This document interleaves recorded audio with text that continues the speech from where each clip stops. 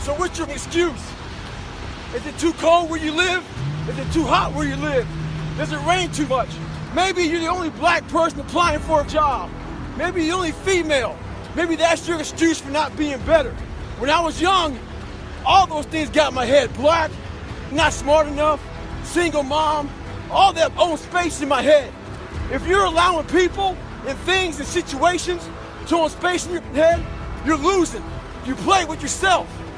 If you lose, it's because you allow life to get in your head. In life, a lot of us believe that we're working much harder than we actually are. We think if we got up early for 4 days, we've earned something. You gotta drop your entitled mindset. It's dead weight. We believe we work harder than we actually have. Trust me, most of us haven't. The one thing in life you gotta realize is this: learn to help yourself. Don't count on other people to help you. But there were some instructors and go right on past the end point. When that happened, everybody stopped talking. Heads would stop dropping. And I started taking control. At that time, I knew what happened in their mind. They were living off the hope factor. They hoped the instructors would stop running. They hoped the water was never cold. They hoped the weather was good. I wish the water was cold. I wish the instructors keep on running.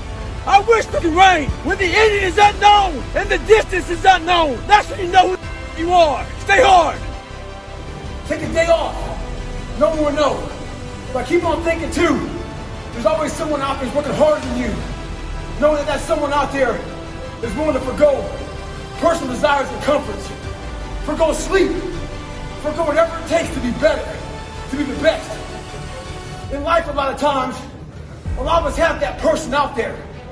There may not be a name or a face to him, but he exists. You make sure in life when they think about that person, you make sure they put a name and a face to it. You make sure the name and face is yours. You do the haunting. Get in somebody's head. Own space. In those times when you want to quit, because we're all human, you make sure you remember one thing. All those times and hours and days you sacrifice to be the best. Stay hard. It's because you don't mind getting bad grades in school. It doesn't bother you enough to be mediocre, to be average, to sit around and watch people do great things. You don't mind it. So there's your answer.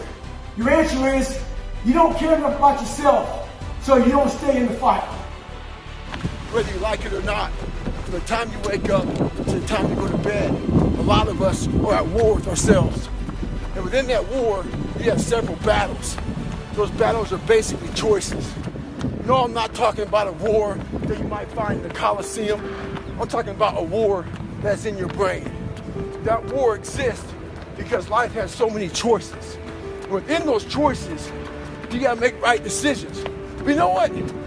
That. When the alarm goes off in the morning, you don't have to wake up. Don't wake up, don't worry about that. When you're in school, you know what? That, man, it's too hard to study. So don't study. You know what? Don't eat healthy because you don't have to. So guess what? When you fail, don't blame your mom, don't blame your dad, don't blame teachers. The only person you have to blame is yourself. And this world isn't fair. It's fair enough. I see a lot of blacks, whites, women, lesbians out here grinding, getting after it, very successful. So where's your excuse? I see a lot of finger pointing, tons of people blaming other people. One big thing is this: fear. It keeps you making excuses for yourself. Fear lives one place and one place only, and that's in your mind. And I hate to say it, man. Everybody goes, what is your secret, man? What's your secret about business? What's your secret about this? What's your secret about that? The answer is, you see these hands? They're hard work, man. I'm sorry, I'm not a magician. It's not magic. It's literally, you're gonna have to wake up and you're gonna have to sit there and say, today's gonna suck. And then when that day is over, you're gonna wake up again and say, the next day is gonna suck.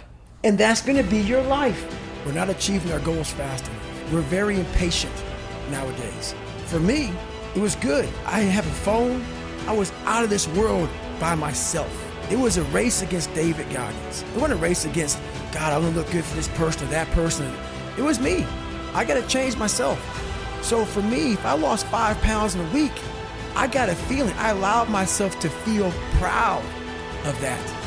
I didn't look at I got to lose 106 pounds.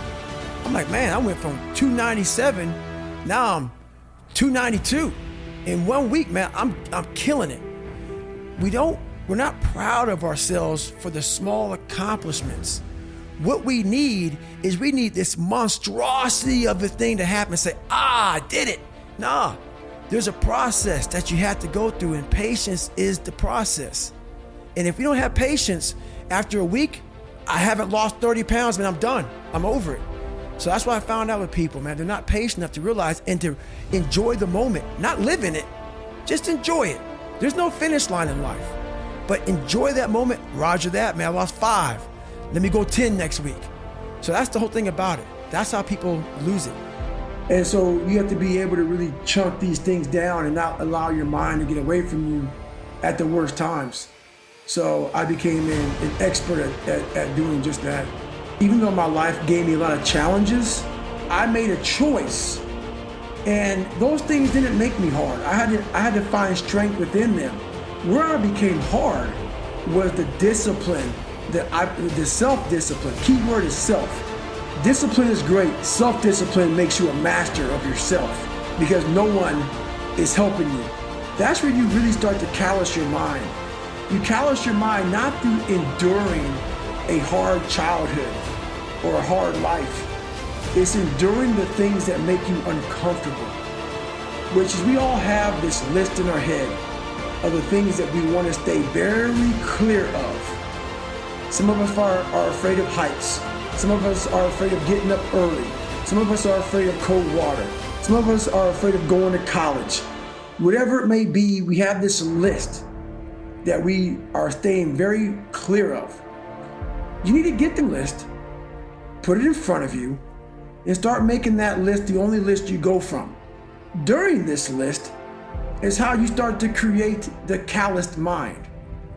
You're never going to be able to callous your mind by going to this magical list in the golden tool shed that makes you feel all comfortable and fuzzy inside. There's no callus there. Calluses protect your hands against that hard, nasty, gritty ass bar that you're gonna touch thousands and thousands of times. You have to do that to your mind. Your mind has to touch hardship. It has to be uncomfortable. It has to be put in a situation where it's forced to grow. If you're never forcing your mind to grow, there's no calluses. Calluses will never start to grow. So it starts there. One big reason why I can't stand it, public speaking, being on camera, I used to stutter real bad growing up. You're always having to face these demons that come out of everywhere. Because I'm decently successful now, but I've overcome a lot and I have a nice looking resume. But I'm still every day. I do it for my own personal, fears and younger thing about, man, I'll be here stuttering and shit. You got to man up, man.